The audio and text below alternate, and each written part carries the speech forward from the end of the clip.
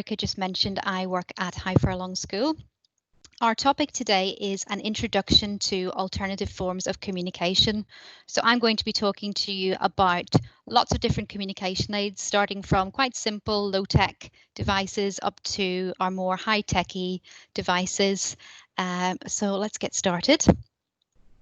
So Erica briefly mentioned the EdTech Demonstrator Consortium, which Highfurlong are a part of.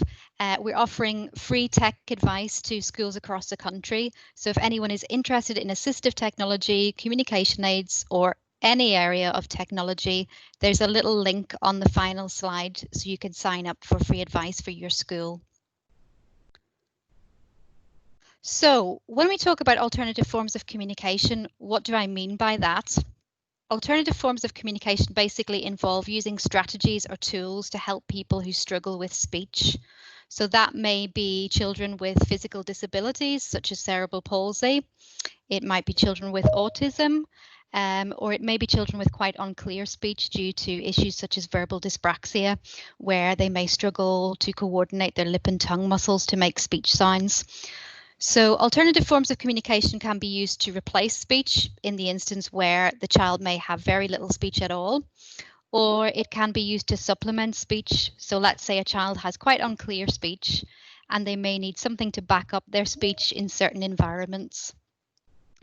So alternative forms of communication is frequently referred to as augmentative and alternative communication. And as you can hear, that's a little bit of a mouthful, so we tend to use the acronym AAC. So for the purposes of ease throughout this webinar today, I'm going to use the term AAC. So when I use that term, I basically mean any alternative form of communication. So AAC can include things that you're probably already quite familiar with, like signing, so Makaton and BSL. Things like facial expression and gestures are all types of AAC. But today we're going to specifically focus on aided communication.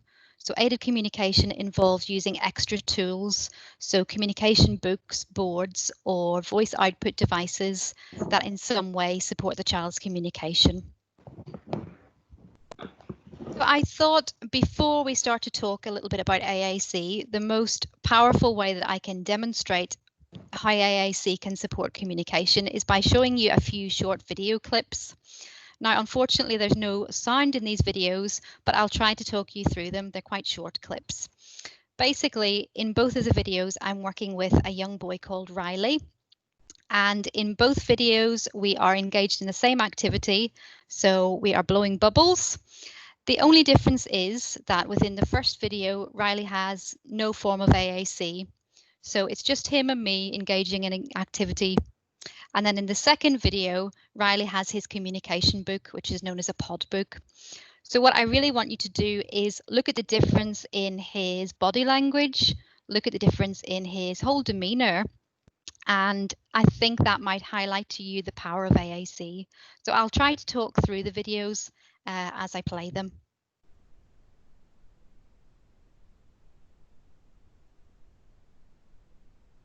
So you can see we're just about to start blowing bubbles. Riley looks a little bit interested. But he seems to quite quickly disengage. He doesn't look overly enthusiastic. And his attention is quite fleeting. He enjoys it when I blow the bubbles, but in between you can see he kind of switches off. And he's not actively vocalizing or doing anything to continue the activity.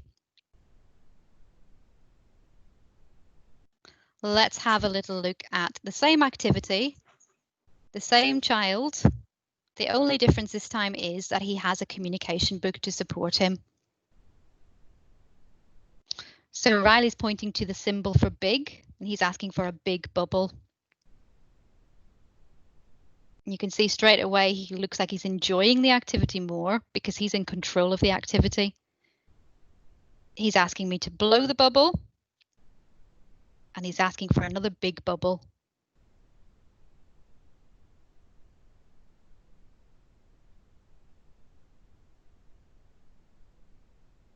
He's pointing to pop. He wants me to pop the bubbles. And now he's asking for some more bubbles.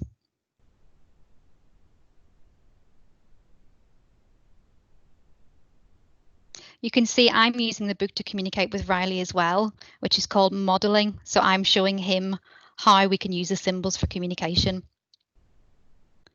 He's asking for another big bubble.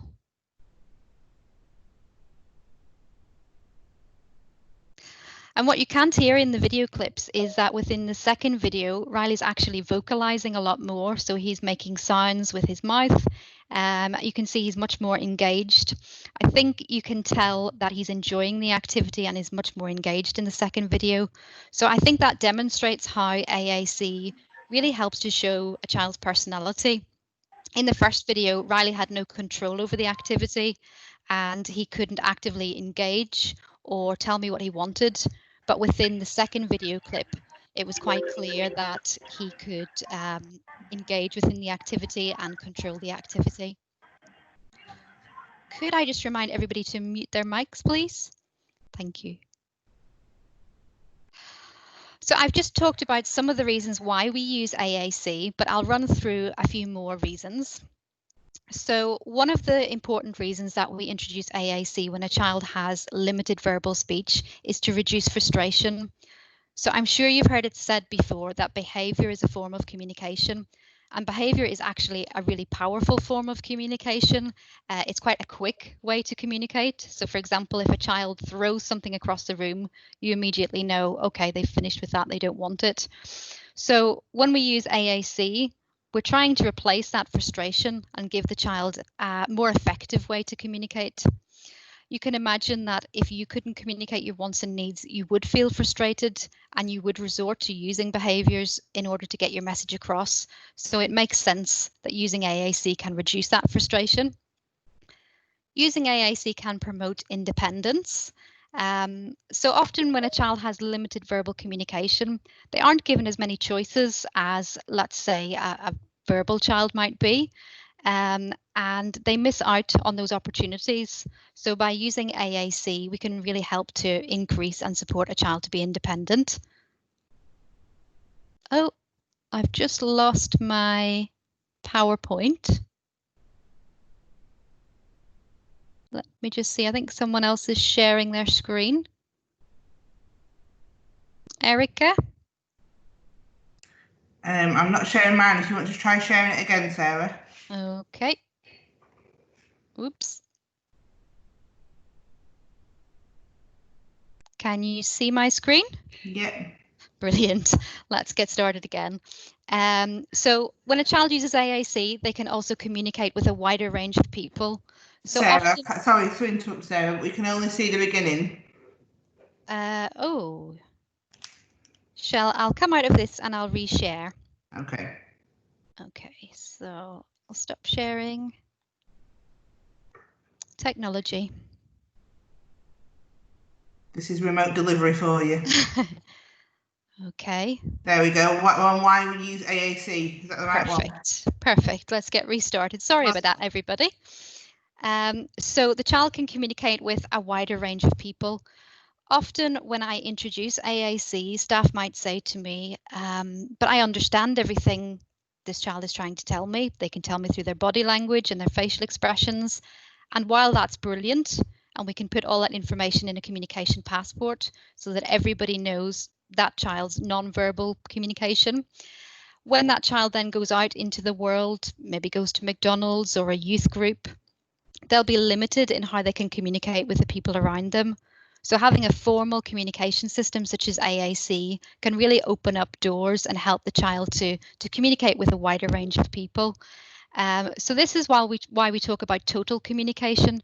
Most children will have multiple forms of communication. So they might have a communication book, they might use signing or gestures, they might use some vocalizations, but that all works together to support the child to communicate. As you could see in the video of Riley, when a child has AAC, they can communicate for a wider range of functions. So Riley was able to make comments, he was able to make choices and request, he could ask questions and use social language. And this last point, I think, is one of the most important points. Using AAC gives a child a sense of identity and helps to show others their personality. At Highfurlong, we often talk about a student who started quite a number of years ago. And when she started school, she was dressed from head to toe in pink. And we all just made the assumption that she was a girly girl and that she'd like Disney and princesses. But actually, when I started to use symbols with her and we started to unlock her communication using AAC, we discovered that she was a tomboy, she was a rock chick, she didn't like Disney princesses. So she was able to express her personality through using AAC.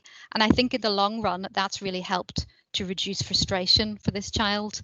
She's now 13 and she is able to tell us exactly what she likes and exactly what she doesn't like. And I think that's so important.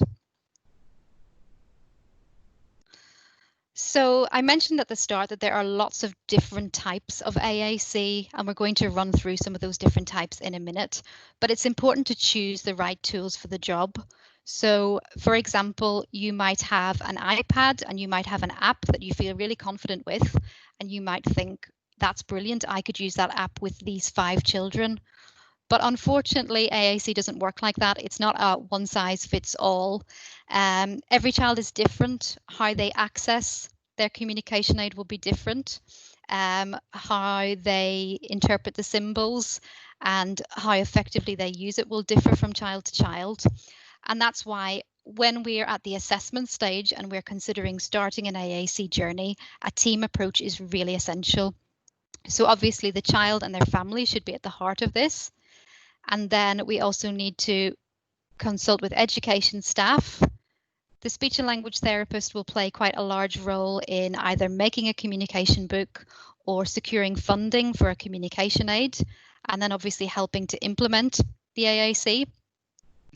It's important to have an OT and a physio on board as well, as many children might not have the fine motor skills to point to symbols or text within a communication book, so we might need an alternative way for them to access that communication aid. We might need to look at using a switch with the head or the hand, or we might look at eye pointing. I'll discuss that a little bit more later. So we've talked about some points to consider during the assessment process, but I'll just run through a few more as there are a lot of things to consider when we start off on an AAC journey. So this first point is something that comes up in the AAC literature and research all the time, and it's a little phrase, presume competence. Now, when I first heard this phrase, I thought, does that mean we should have really unrealistic expectations? But actually, what it means is that when we introduce an AAC system, the child might not be able to understand the system initially. They may not be able to use it to begin with, but we have to assume that they will have the ability to learn to use that system. And if we find that that system is too complex, we can then tweak it. So it can be a little bit trial and error to begin with, but I think the important thing to remember is not to have low expectations and not to limit what the child can do, because we need to go in assuming that our child will be able to communicate through some means, and it's our job to find out what those means are. So while we have to presume competence, it's also important to think about what we already know about their child. So their cognitive ability, what does the child understand? And we can do this by referring to speech and language assessments and having chats with speech and language therapists. We also need to consider physical and sensory issues. So for example, hearing and eyesight. If you're making a communication book for a child who has visual impairment, they might need high contrast symbols, they might need larger symbols, they might need tactile symbols, or maybe not symbols at all, maybe objects. So we really need to think about the child's specific needs. And again, in these cases where eyesight and hearing is an issue, we need to refer to the professionals such as a VI specialist. Physical issues. So you can see in the picture here to the right, we've got a young man called Callum, and he's using an iPad to communicate. You can see he's using his finger to point, but you might also notice that his knuckle is hitting the screen as well. So some of our children do struggle with the fine motor skills of pointing. In Callum's case, something like a key guard could overcome this issue. So a key guard basically is like a plastic frame that can be fitted over the communication aid and can guide his finger into the right place. We need to consider how the child currently communicates and think about how our AAC will complement that. So I'm going to run through the types of communication systems that there are. As I mentioned before, there are lots. We tend to group them into three different categories. So no tech or low tech, light tech or mid tech, and then high tech. So I'm aware I've used the tech word quite a lot there. When we talk about no tech, we're referring to objects or paper-based resources. So even though there might be no tech involved in that resource, you might need to use symbol supported software to make the resource. So if you have Board Maker, if you have Matrix Maker, or Communicate in Print, Widget Online, you can make these types of resources. If you've never heard of any of those types of software, don't worry. In a few weeks' time, we're running a webinar about symbol supported software, so please feel free to join us for that as well. Light tech and mid tech devices are very simple communication aids that require batteries, and they usually deliver a limited amount of recordable messages. And then finally, high tech. So these are communication aids with software to support the user to communicate for a wide range of functions. And this includes things like iPads with communication apps. It also includes, like you can see in the picture here, the young lady is using a designated communication aid with a head switch. So there's lots of technical solutions to AAC as well. I'm going to talk you through each of these in turn, and we'll start with no tech or low tech. I have to say, no tech or low tech is one of my favorite forms of AAC, purely because it doesn't break down, it doesn't run out of batteries. You can take it outside. So sometimes, for example, if you take an iPad outside, you might get the glare of the sun on the screen, which can make it very difficult for the child. I would always suggest that even if a child is using a high-tech communication aid, that they have a low-tech backup, so some kind of paper-based backup like a communication book. And that's because of some of the reasons that I've just mentioned, but also, again, thinking of that total communication approach. So a child might communicate in different ways in different environments, or depending on how they feel. So using a high-tech communication aid can be quite exhausting, whereas using a book or a low-tech resource might be less tiring for the child to use. So it's important to have access to a range of different options. So on the screen, you can see in the middle, we have an ETRAN frame. An ETRAN frame is basically like a Perspex board that you can attach symbols or photographs to.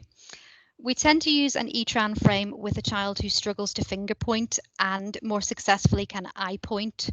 So it may be a child with a physical disability, and I would then hold the ETRAN frame up and I would watch where the child's gaze falls, and that would be their selection. You can see at the bottom here, we have got two different examples of communication books. There are lots and lots of different types of communication books. I could do a whole other webinar on communication books, so I'm not going to go into lots of detail about books today. But if you're interested in knowing more about the different types of communication books, please send me an email or follow me on Twitter and we can have a chat, because I love making communication books, which I know is a bit sad. So this again is a pod book, which is similar to what Riley was using in the video at the start. You may have seen this kind of book towards the side. This is known as a PECS book. So PECS stands for Picture Exchange Communication System, and it's frequently used with children who have autism. The idea is a child would select the symbol and exchange it with an adult for something that they want. So this is quite frequently used, and you may have seen PECS books before. Objects of reference. So we can also use objects for communicating. I would suggest using objects when you're working with a child who's very young, maybe kind of at that pre-communication stage where they're just beginning to develop those communication skills.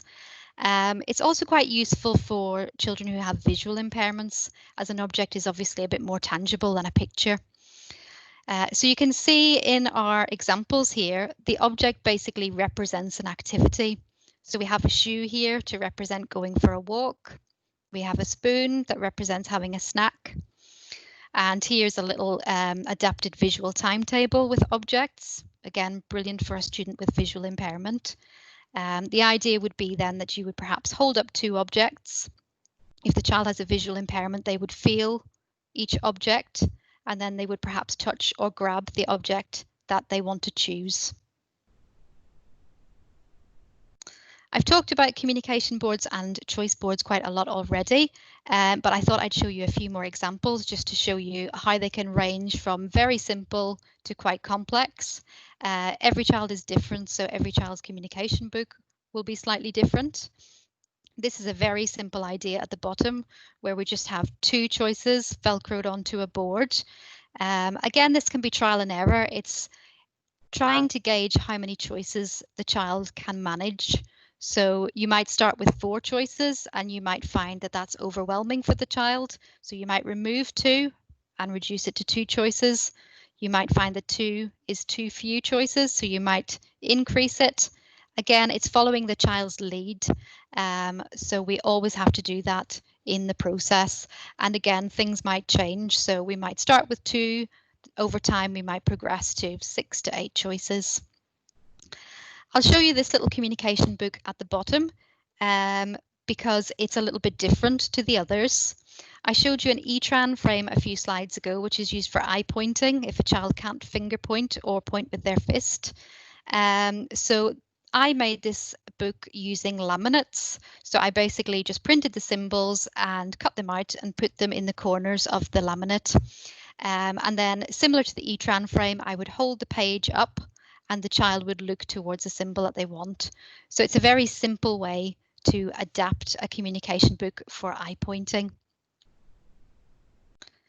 So if you have access to Board Maker, Matrix Maker, Widget, then you might be keen to start making some low-tech resources. And I thought I'd give you a few tips, a few pointers just to how you can start to make these kind of resources. I usually start the assessment process with a communication board, just to kind of gauge how many symbols a child can cope with and how they access that board. I think it's important to always start with a motivational activity. So for example, if the child really likes to play with Play-Doh, I would then make a communication board related to Play-Doh to begin with. So while you might make a really large communication book and decide to introduce it in a history lesson, the child might not be quite so engaged and then you might not get the results that you want. So I think starting with motivational activities is really important, and then in the long term we can progress to using that communication book throughout the day for all lessons. It's important to consider, as we've just discussed, should I use photographs? Should I use symbols, text, or objects? So you might use text in an instance where a child has really good literacy skills, but difficulties with their verbal communication. So they might not need the symbol form of the word. They might be able to use text. How many choices or options can the child cope with? So we mentioned this briefly before. Some children might start with 4 choices on their communication board. Some might have 8.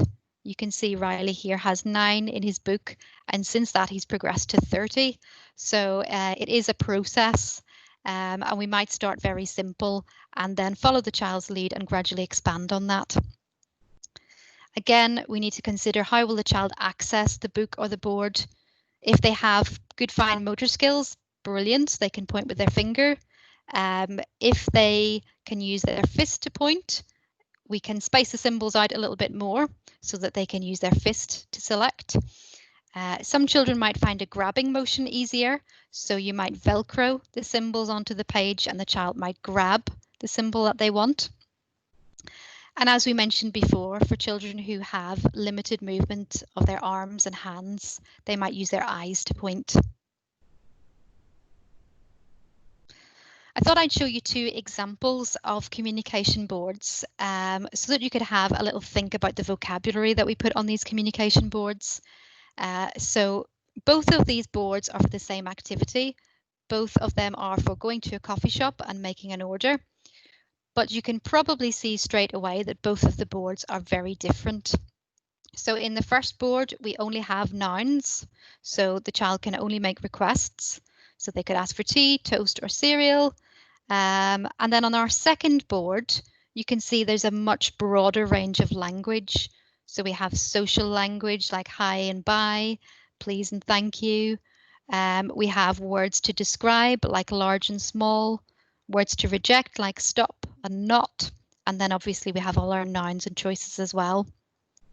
So if you look at both of the boards and think about your everyday conversation, it's clear to see that the second board generally reflects more of our normal conversation. So we don't go into the coffee shop and say toast. We go into the coffee shop and say, hi, I'd like some toast, please, and a large coffee with sugar. So we elaborate on what we say, we use social language. And when we are introducing AAC to a child, we need to think about giving them all of those functions of language. So all of the functions that we use in our conversations, that child also needs to have access to. This is where we think about what's known as core vocabulary. So core vocabulary are words that are used again and again across the day.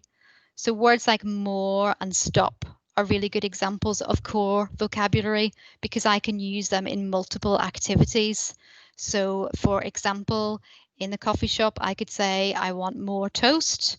If I was reading a book, I could say, I want to stop reading. If I was playing with bubbles, I could say, I want more bubbles. So you can see how those two words are actually really powerful. And they're frequently the first symbols that I would introduce to a child because actually they're much more useful symbols than, say, introducing toast, which can only be used at snack time and can only be used for one thing, to request, whereas more and stop can generally be used for so much more. So it's very important to consider core vocabulary and giving the child access to more vocabulary than just nouns, which really limits their communication. I know it's tempting though when you first make a communication board, we've all done it, where you think about the things that the child likes and very quickly the board begins to fill up.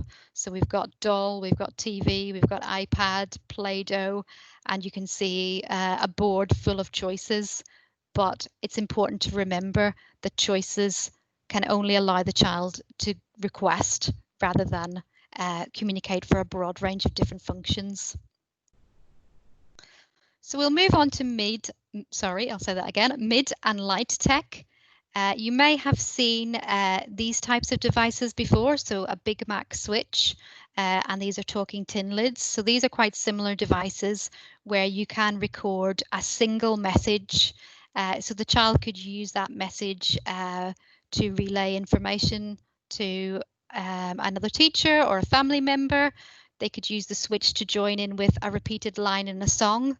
So for example, if you were singing Old MacDonald, you might record E-I-E-I-O on the switch and the child would then press the switch when it was their time. These kind of devices are a little bit more complex. So this is a Go Talk, and you can record multiple messages on a Go Talk. So on this one, you can record 9 messages, and then you slot communication boards into the Go Talk, and the child selects the button and it speaks the message aloud. At the bottom here, we have what's known as a prox talker. So this is used for children who've used PECs, basically. And the idea of it is that the child, instead of exchanging the picture, puts the pictures on the buttons and then presses the buttons to relay their message. So it's like a voice output form of PECs. Most of these devices are quite reasonable in price. Most of them are under £150, and talking tin lids, I think, are very cheap. I think they're under a tenner. The Prox Talker is a little bit more expensive, but mid-tech is generally quite an affordable option. High tech is completely different and a lot more expensive, but can be a really, really good solution for many pupils. I tend to start with low and light tech devices purely because if we're going to go down the high tech route, we need evidence to suggest that the child is going to be able to use that to communicate. So we need to make them familiar with an AAC system and become confident with that. So we would generally start with something low tech. And as I said before, we'll generally have a low-tech backup alongside the high-tech anyway. I'll talk you through some of the devices on the page. So here we have an iPad, which I know you're all very familiar with. There are lots and lots of AAC apps for the iPad. And on the next slide, I'll talk you through some of my favorites. So it's quite a good solution, and iPads are becoming much more accessible. So it is becoming quite a popular AAC solution. In the picture next to it, you'll see the young lady is using what's known as an eye gaze device. So eye gaze devices are very clever. They basically have an infrared bar at the bottom, which then reads the child's eyes. So for example, if the child looked at a symbol on the screen, that symbol would then speak aloud as they are interacting with the screen through their eyes. At the bottom here, we have 2 communication aids. So these are like designated communication aids.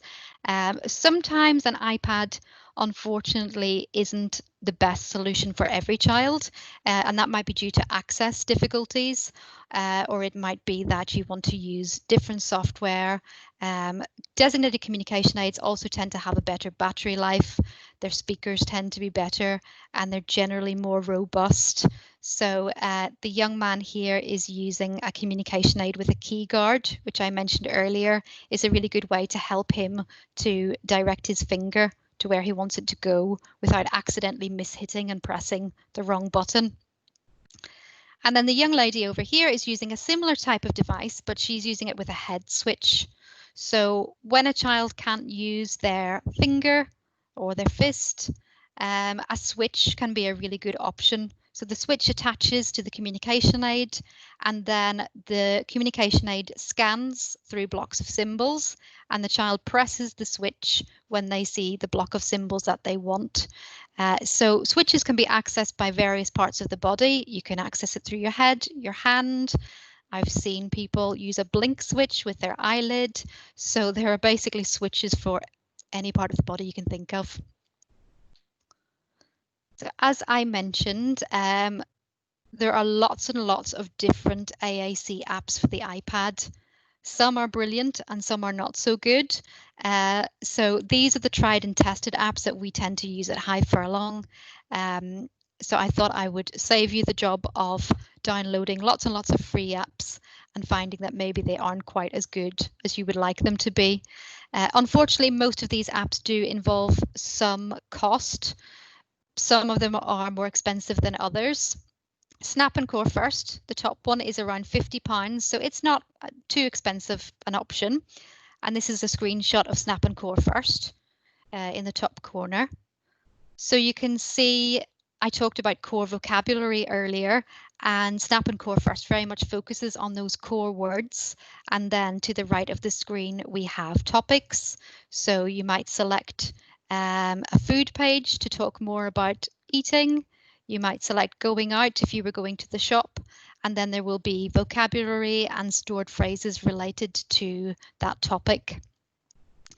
Grid Player is a really nice app, but it's one of the more expensive ones. I think it's around £300, but I'll have to double check that.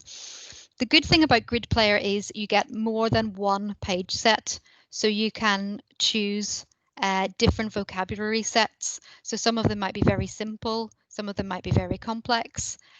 Grid Player is a good solution for a child who's going to be using AAC for the foreseeable, and it can grow with them and progress with them, and you can try different options. It's also really good for assessment purposes. So if you work in a special school setting and you know that the iPad is something that many of your children will use to communicate with, Grid Player is quite a nice option.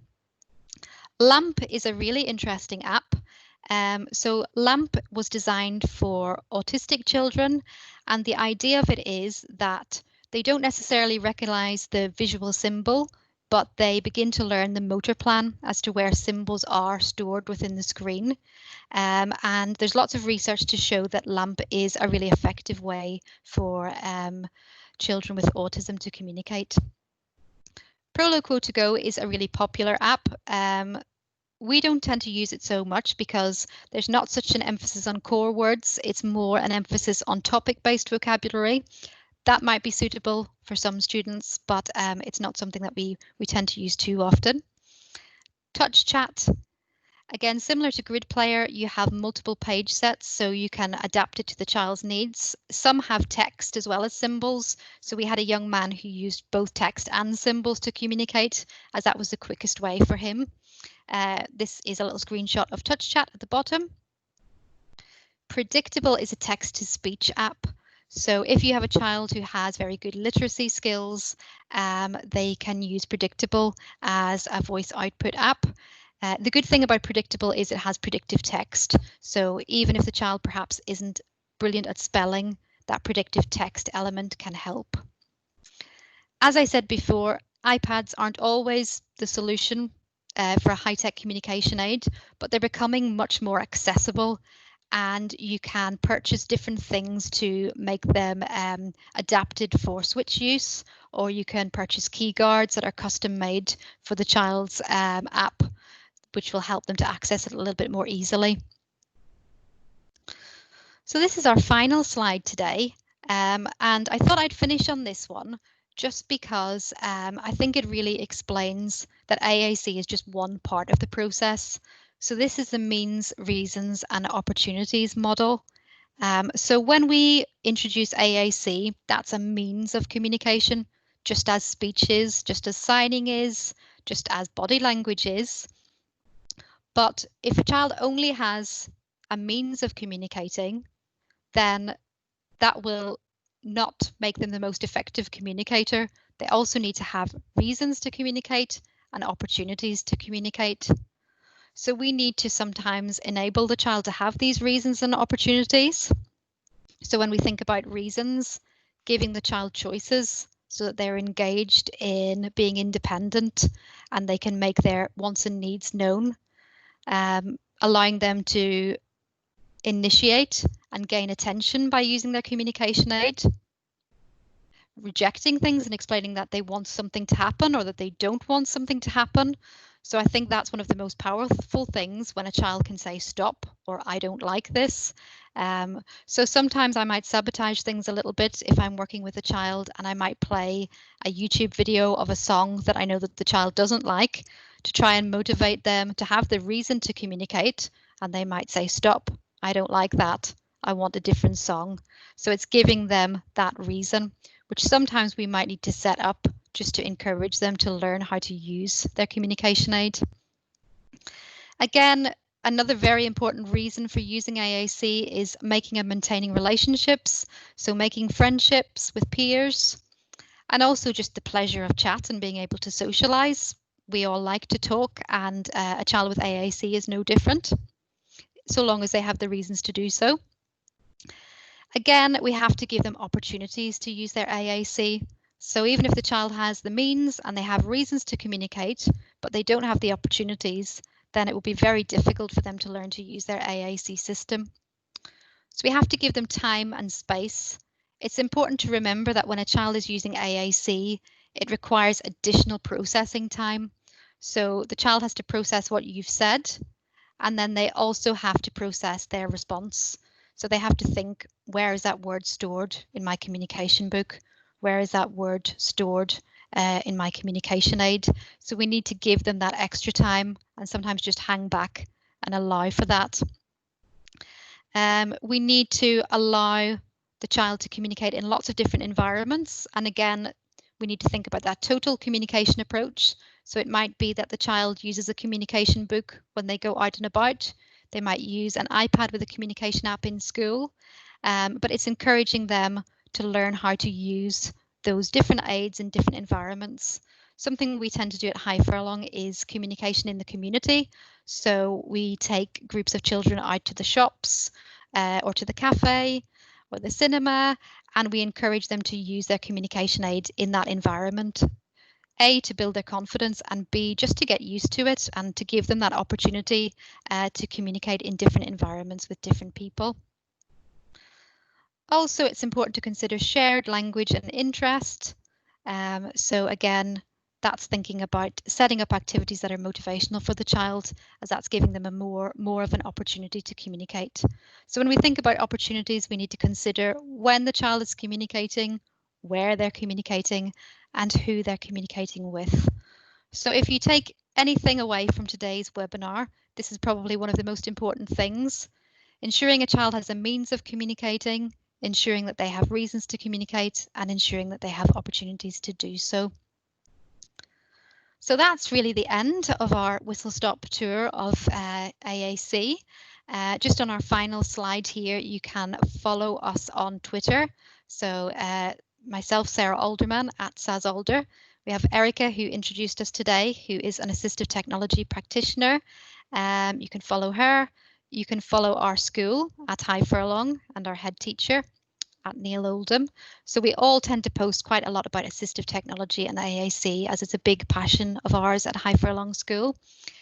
Again, if you want to sign up for EdTech support, so thinking about supporting learners in your school, you can follow this link and sign up to our EdTech scheme. And I think all that's left is to answer any questions, if there are any. So we've got a couple of questions just come up in the chat box. Brilliant. The first question was, what do we think of Clicker? And I said, I will throw that out to you. So do you want to? Okay. Yeah. So Clicker can be used to support literacy skills, but there's also an app called Clicker Communicate, which I think you might be referring to, Clicker Communicate, the iPad app. We actually really like Clicker Communicate, and in fact, I forgot to add that to the iPad app slide.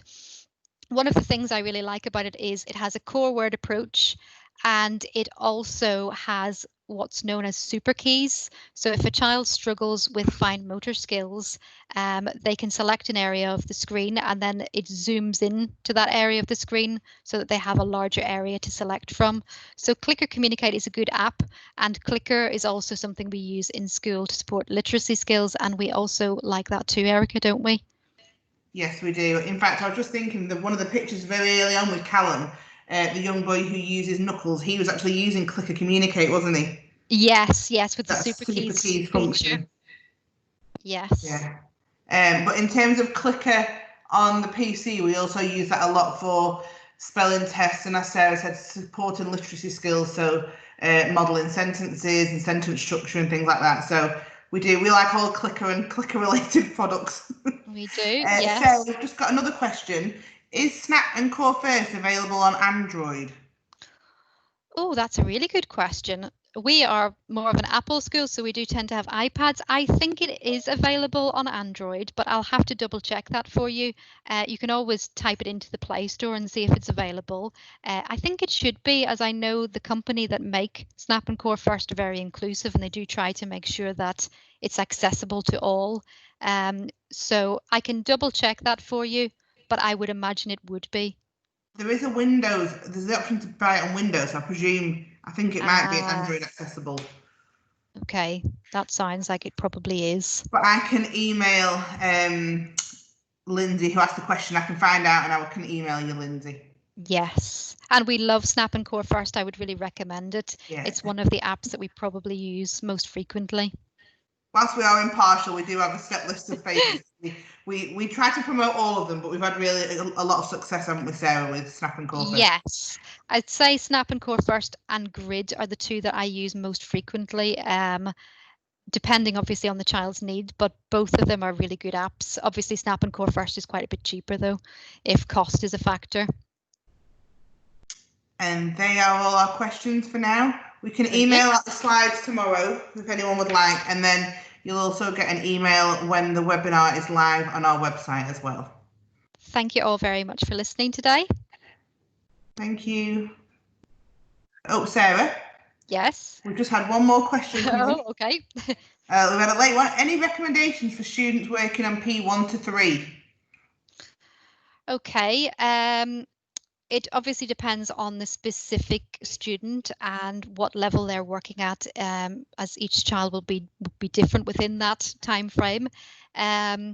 You might want to start with objects, so looking at objects of reference that we discussed earlier, using objects for choice making, maybe introducing very simple communication boards with a limited amount of photographs or symbol options, maybe starting with core words like more and stop, So generally with very young children who are starting out using AAC, those would be the first core words I would introduce, more and stop. And then we would introduce words like and don't like. We might introduce a negative like not, but I would keep it simple to begin with and then follow the child's lead. So if they respond well to 2 symbols, for example, then you might very quickly progress on from that. And Sarah, do you think, I would possibly suggest as well, the communication matrix is the kind of baseline for your assessment? The communication matrix is a good tool. It's a free tool that you can sign up to online. It's basically like a little informal assessment where you can answer like checkbox questions about the level that the child is at. What I like about it is it shows you little videos. So, you know, if it says my child is communicating intentionally, it will show you a little video to demonstrate that. So yes, that's quite nice to maybe look at, and then it would give you some suggestions as to where to start. So yes, the communication matrix is a really good tool. Thank you for mentioning that one. I think I like it because my kind of cohort of children tends to be your very complex needs, and I think it's nice for parents to show those small steps of progress. I think that's something we use it for in school, isn't it, Sarah? Yes, it can be used with a child of any age, but it's nice to gauge that progress, and it's a good way to track progress. Yeah. There are other assessment options like Toby Dynavox have. I'm trying to remember the name of it, the goals grid, which is a great way as well to look at different functions of AAC and how the child is coping with those. So it's like another informal assessment tool. And I think that's it for the questions. Just to say that Sarah's next webinar on symbol-based software is the 7th of July, and you can find the details in the Eventbrite page for that on our Consortium website. And thank you very much, Sarah. That was great. Thank you for attending. Thank you.